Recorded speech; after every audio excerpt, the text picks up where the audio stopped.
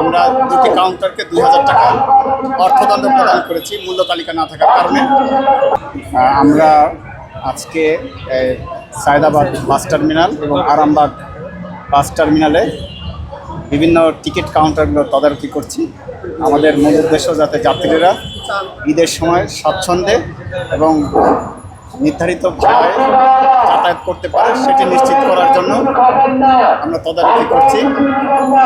বিভিন্ন bus counter তদারকি করে আমরা দুটি কাউন্টারকে ২,০০০ টাকা অর্থদণ্ড প্রদান করেছি মূল্য তালিকা না থাকার কারণে, এবং বাকিদেরকে আমরা সতর্ক করেছি এবং সচেতন করেছি তারা যাতে সামনে যথাযথভাবে মূল্য তালিকা প্রদর্শন করে।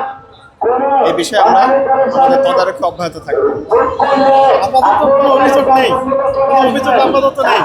একটা মেসেজ আমি দিতে চাই, সেটি হচ্ছে যে কোনো যাত্রী কোনো বাস কাউন্টার থেকে যদি অতিরিক্ত ভাড়া নেওয়ার প্রমাণ থাকে বা তার কাছে নেওয়া হয়, 30 দিনের মধ্যে জাতীয় ভোক্তা অধিকার সমিতি দপ্তরের যে সফটওয়্যার রয়েছে www.tncrp.com, এখানে প্রমাণক সহ অভিযোগ দায়েরের ব্যবস্থা রয়েছে।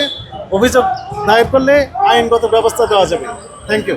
অনেক সময় এবারে একটা খুশির খবর হচ্ছে যে এ পর্যন্ত আমরা যে আমাদের অন্যান্য সহকর্মী ঢাকা মহানগরীর যে অন্যান্য বাস টার্মিনালগুলো আছে সেগুলোতে পরিদর্শনে গিয়েছেন এবং আমাদের কাছে এ পর্যন্ত কোনো রকমের অভিযোগ আমরা পাইনি, কোনো ভোক্তা আমাদের কাছে অভিযোগ দেননি। এমনকি আমরা বিভিন্ন বাসের ভিতরে উঠে গিয়েছি, সেখানে প্যাসেঞ্জারদেরকে জিজ্ঞেস করেছি যে আসলে অতিরিক্ত ভাড়া নেওয়া হচ্ছে কিনা। তারা বলছেন যে না, আগের যে ভাড়া ঠিক সেই ভাড়াই নেওয়া হচ্ছে। ফলে এ পর্যন্ত দৃশ্যত কোনো রকমের অভিযোগ আমাদের কাছে নেই।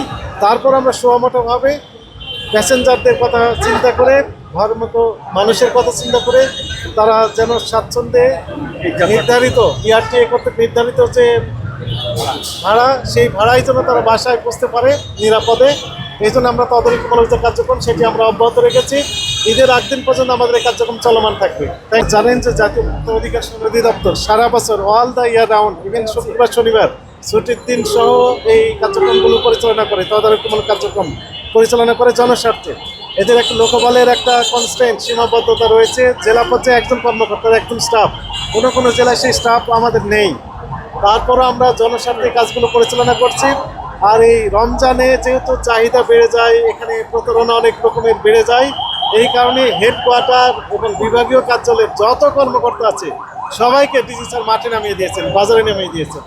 এখন জানেন যে 13টা টিম কাজ করছে। সারা বছর এই জন্য 4-5টা টিম কাজ করে, কিন্তু রমজানে 13টি টিম, সর্বোচ্চ টিম বের করা হয়েছে ঢাকা মহানগরে। তো আসলে লোকবল দরকার, এই বিষয়ে আমাদের অধিদপ্তর কাজ করছে। আশা করি পরবর্তীতে আমাদের লোকবল যদি বেড়ে যায় তাহলে আমাদের টিমের সঙ্গে আরও বাড়ানো সম্ভব হবে, জনগণ উপকৃত হবে। বিআরটিএ রোড ট্রান্সপোর্ট অথরিটি যেটি রয়েছে তারা একটা ভাড়া নির্ধারণ করে দিয়েছে। এই ভাড়ার অতিরিক্ত যদি প্রমাণ পাওয়া যায় নেওয়ার, সেক্ষেত্রে ভোক্তা অধিদপ্তরে লিখিত অভিযোগ দিলেই ব্যবস্থা নেওয়া হবে। তবে আমাদের কাছে যেটি প্রতীয়মান হয়েছে যে সারা বছর বাস মালিকগণ বিআরটিএ কর্তৃক নির্ধারিত ভাড়ার চেয়ে কম ভাড়া নিয়ে থাকে, তবে ঈদের সময় ওনারা নির্ধারিত ভাড়াটাই নিচ্ছেন। এই জন্য আপাতত দৃষ্টিতে বেশি নেওয়া মনে হতে পারে, কিন্তু যদি কেউ বেশি নিয়ে থাকে বাস্তবে প্রমাণ পেলে অবশ্যই ব্যবস্থা নেওয়া হবে।